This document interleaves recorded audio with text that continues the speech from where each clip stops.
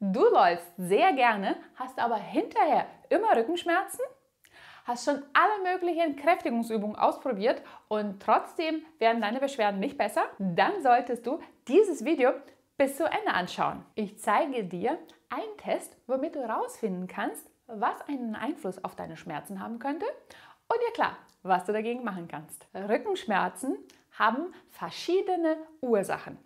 Und nach wie vor gelten Kräftigungsübungen als eine effektive Methode für die Behandlung von den Schmerzen. Was ist aber, wenn deine Muskulatur stark genug ist und du trotzdem Schmerzen hast? Ein Faktor, was die Schmerzen negativ beeinflussen kann, ist der Mangel an Beweglichkeit bzw. Entspannung der Muskulatur. Sehr häufig wird gesagt, du solltest deine Rückenmuskel kräftigen, deine Bauchmuskel kräftigen. Die ganzen Übungen werden immer als Stabilität für die Wirbelsäule dargestellt und so weiter. Soweit, so gut.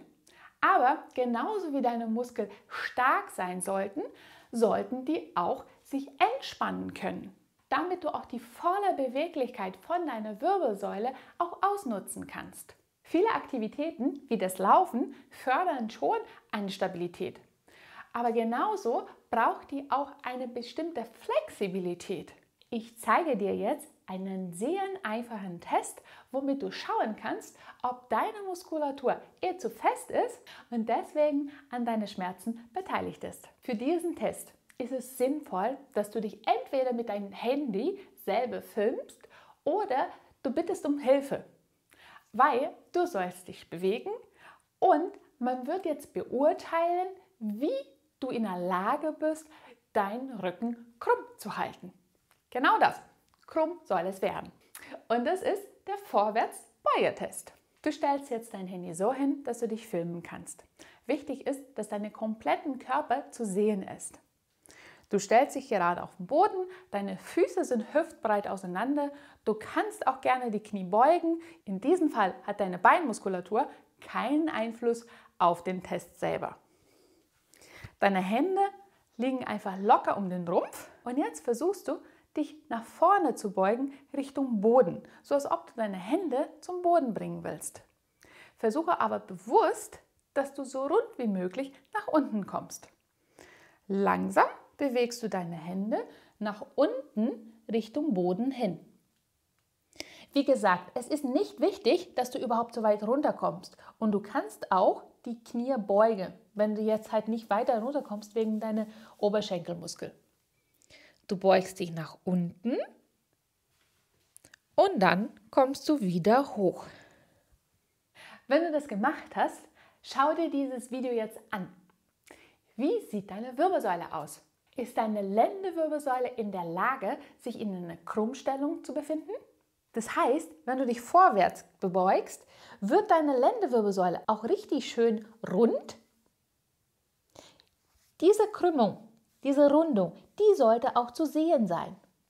Rückenschmerzenpatienten haben häufiger das Problem, dass wenn sie sich vorwärts bewegen, dass sie die volle Beweglichkeit von der Hüfte her holen. Das heißt, die sind auch in der Lage, sich nach vorne zu bewegen, aber die holen die komplette Bewegung nur von der Hüfte her oder nur von der Brustwirbelsäule. Die Lendenwirbelsäule selber, die bleibt komplett gerade. Und auch hier könnte man dann die Hände zum Boden bewegen, aber die Lendenwirbelsäule selber würde die ganze Zeit gerade bleiben. Verstehe mich nicht falsch. Es ist überhaupt kein Problem, dass du die Bewegung von der Hüfte her holst, soweit du dabei keine Schmerzen hast. Patienten, die Rückenschmerzen haben, haben Schwierigkeiten, sich in diese Entspannung zu kommen. Das ständige Rückentraining sorgt dafür, dass deine Rückenmuskulatur zwar sehr kräftig ist, aber die ist nicht flexibel genug, damit du dich in der kompletten Beugung begeben kannst. Und genau das ist das Problem. Eine ständige Anspannung von den Rücken- und Bauchmuskulatur sorgt langfristig dafür für eine Überlastung. Und diese Überlastung kann dann langfristig auch selber Schmerzen auslösen. Also nicht nur von Kräftigungsübungen lebt ein gesunden Rücken. Wenn du auch bei dir beobachtet hast, dass du nicht in der Lage bist, diese Krümmung herzustellen, dann ist genau das Prinzip, was du jetzt üben solltest. Und wie das geht, zeige ich dir mit 3 sehr einfachen Übungen. Die erste Übung geht genau darum, das zu machen, was eigentlich normal wäre. Das heißt, du stellst dir hin, deine Beine sind hüftbreit auseinander. Du kannst gerne die Knie leicht beugen, wenn es für dich leichter ist, musst es aber nicht. Und jetzt fängst du an, deine Wirbelsäule richtig einzurollen. Du beginnst mit dem Kopf, bringst dann Kinn zum Brustkorb hin, rollst dann weiter, so als ob du jetzt halt die Brustwirbelsäule in eine Beugung reinbekommst. Und erst dann, wenn du hier schon richtig schön rund bist, dann bewegst du dich weiter nach vorne, aber achte darauf, dass du versuchst wirklich bewusst das Becken zu dir reinzukippen und rund zu werden. Lass dich gerne in dieser Position einfach mal hängen, so weit wie du kannst, richtig schön rund. Nach unten, so weit wie du kannst.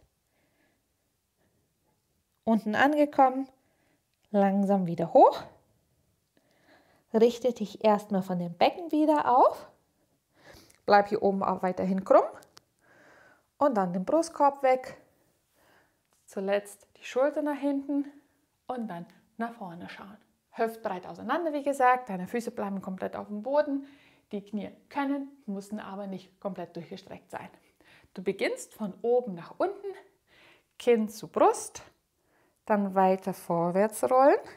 In dem Moment, wo du hier runterkommst, wirst du schon die erste Spannung hier oben merken können. Die Lendenwirbelsäule selbst, die beachtest du jetzt erstmal noch nicht. Dann weiter vorwärts beugen. Hochwahrscheinlich, wenn du jetzt in dieser Position bist, wirst du schon ordentlich spüren, wie es hier zwischen die Schulterblätter zieht. Und dann einfach weiter nach unten rollen. Und ganz bewusst wirklich rollen, so als ob du den Brustkorb nach Richtung Oberschenkel bringen willst, beziehungsweise Richtung Schambereich. Rund, rund, rund werden. Die Arme lässt du ganz weit nach vorne hängen. Und dann immer weiter nach unten. Wirklich den Brustkorb Richtung Oberschenkel bringen. Nicht nur runterfallen lassen, sondern richtig rund werden. So weit wie du kannst. Wenn du das schaffst, die Knie noch zu strecken, da unten ein bisschen bleiben und dann langsam von dem Becken auf richtest du dich hoch. Dann hier ist es immer noch richtig schön krumm. Weit in der Aufrechterhaltung. Jetzt sollst du schon deine Rückenmuskulatur nutzen. Schulterblätter wieder zusammen. Den Kopf rollst du als letztes dann auf. Und diese Bewegung 10-mal wiederholen. Es geht nicht darum, dass du jetzt deine Hände bis zum Boden bewegst, sondern vielmehr, dass du in der Lage bist, einen krummen Rücken zu haben.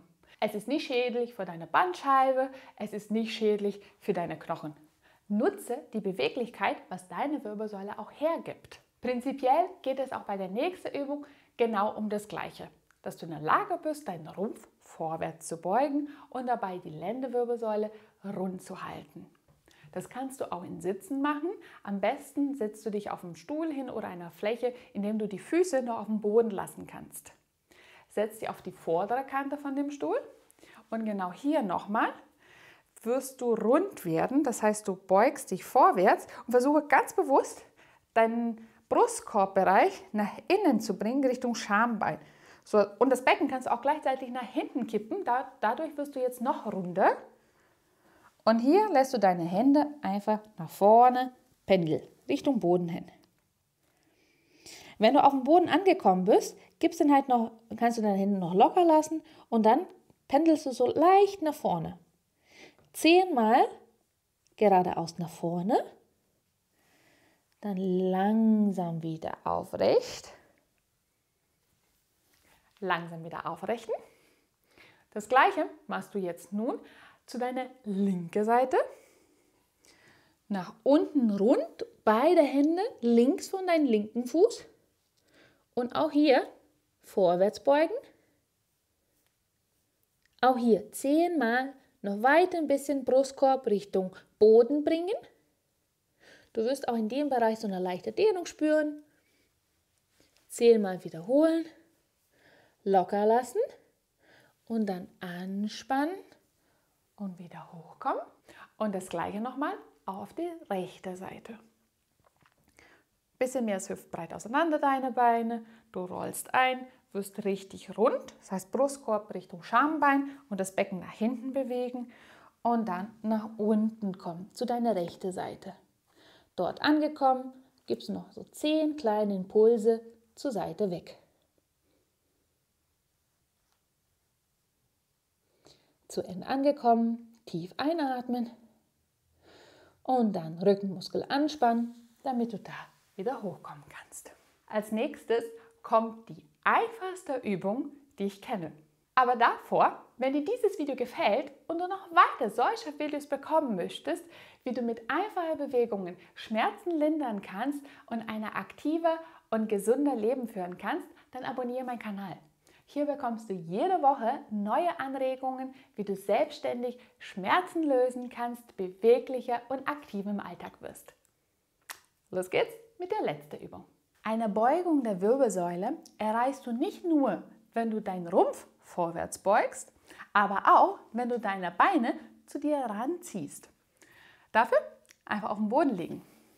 Unabhängig ob Boden, Sofa oder Bett, der Effekt ist genau der gleiche. Du legst dich auf den Boden hin und dann ziehst du dir deine Beine so nah wie möglich an deinen Rumpf ran. Einfach das. Du kannst die beiden Beine auch umarmen, wenn es dir lieber ist. Du kannst jeden Bein einzeln ranziehen. Das Wichtigste ist, dass du nicht nur die Beine, sondern auch das Becken. Das Becken muss sich mitbewegen, weil erst dann, wenn sie den unteren Anteil von dem Becken von der Matte oder von der Fläche sich hochhebt, erst dann hast du dann eine Beugung von der Lendenwirbelsäule. Noch besser ist, wenn du genau diese Bewegung noch unterstützen kannst, indem du einen kleinen Kissen unten dein Kreuz platzierst. Du platzierst einen kleinen Kissen direkt unter dein Kreuz und ziehst dann die Beine zu dir. So weit angezogen wie möglich und dann ziehst du einfach weiter noch zu dir ran, ganz bewusst. Und dieses Ranziehen erstmal Richtung Brustkorb wiederholst du nun für 10 Mal. Wenn aber du zu viel Volumen am Bauch hast, kann es sein, dass durch das Ranziehen du nicht wirklich in diese Beugung rankommst. Um diese Bewegung dann zu verstärken, solltest du versuchen, die Beine ein bisschen mehr in die Seite zu bringen. Durch dieses seitlichen Ranziehen hast du dann auch ein bisschen mehr Lat-Flex, so Seitenneige, was dann halt auch positiv ist. Dann ziehst du die einfach seitlich, einmal nach links, gibst dann noch weiter 10 Schube nach oben hin. Das gleiche dann auch nochmal zu deiner rechten Seite. Es geht darum, dass du versuchst, den Rumpf zu beugen, seitlich zu beugen und gleichzeitig müssen deine Schulter, die Schulterblätter sozusagen, die müssen auch auf dem Boden bleiben. Und diese Serie wiederholst dann einfach 3 Mal. Wenn möglich, nach vorne hin. Wenn es für dich nicht so viel bringt, dann seitlich weg. Ja klar, aber wenn du nicht so viel Volumen hast, kannst du auch gerne die seitliche Variante noch dazu nehmen. Diese 3 Übungen sind sehr effektiv, um die Beugung deiner Lendenwirbelsäule wieder zu trainieren, was wiederum sich positiv auf deine Schmerzen auswirken kann. Probier sie aus. Danke fürs Zuschauen und wir sehen uns wieder beim nächsten Video. Tschüss!